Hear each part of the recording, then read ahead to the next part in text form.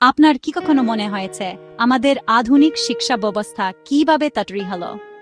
চলুন সময়ের সাথে একটু ঘুরে আসি, দেখি কিভাবে শিক্ষার বিবর্তন হয়েছে আর কেন এটা আজ এত গুরুত্বপূর্ণ। চলুন অনেক পেছনে ফিরে আয়, প্রাচীন কালে।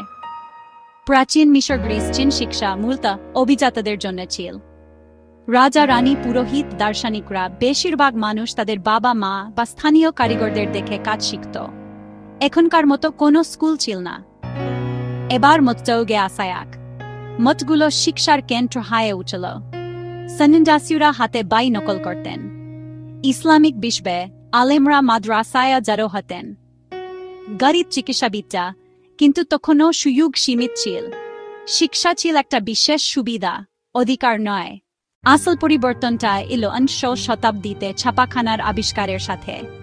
হঠাৎ করে বই তৈরি করা সহজ হয়ে গেল এবং কেনা সস্তা হয়ে গেল।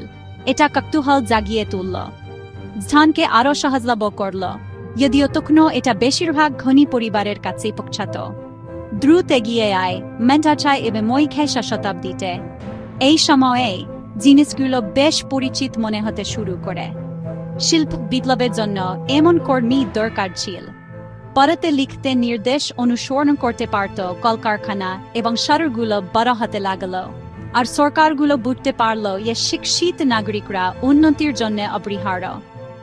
এই থেকেই পাবলিক স্কুলের জন্য হলো বিনামূল্যে এবং সব শিশুর জন্য উন্মুক্ত দিয়ে অন্তত তত্ত্বে। জার্মানি যুক্তরাষ্ট্র প্রথমবারের মতো লক্ষ লক্ষ শিশু মেয়েদের স্কুলে যেতে পারত এবং বড় স্বপ্ন দেখতে পারত।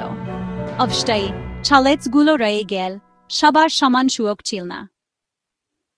লিঙ্গ, জাতি, সামাজিক শ্রেণী, কিন্তু সময়ের সাথে সাথে এই ধারণাটা প্রতিষ্ঠিত হল শিক্ষা সবার জন্য সহজলভ্য হওয়া উচিত, শুধু কিছু বিশেষ সুবিধাভোগীর জন্য নয়। আজও শিক্ষা ব্যবস্থা বিবর্তিত হচ্ছে। আমাদের অনলাইন শিক্ষা আছে, ইন্টারেক্টিভ ক্লাসরুম আছে, আর শিশুরা কিভাবে সবচেয়ে ভালোভাবে শেখে তা নিয়ে নতুন নতুন ধারণা আছে। লক্ষ্যকে সবাইকে তাদের সম্ভাবনা আবিষ্কার করার এবং ভবিষ্যৎ গড়ার উপকরণ দেওয়া। সুতরাং পরের বার যখন আপনি ক্লাসরুমে আবেন, মনে রাখবেন আপনি হাজার হাজার বছরের পূর্ণ একটা গল্পের অংশ।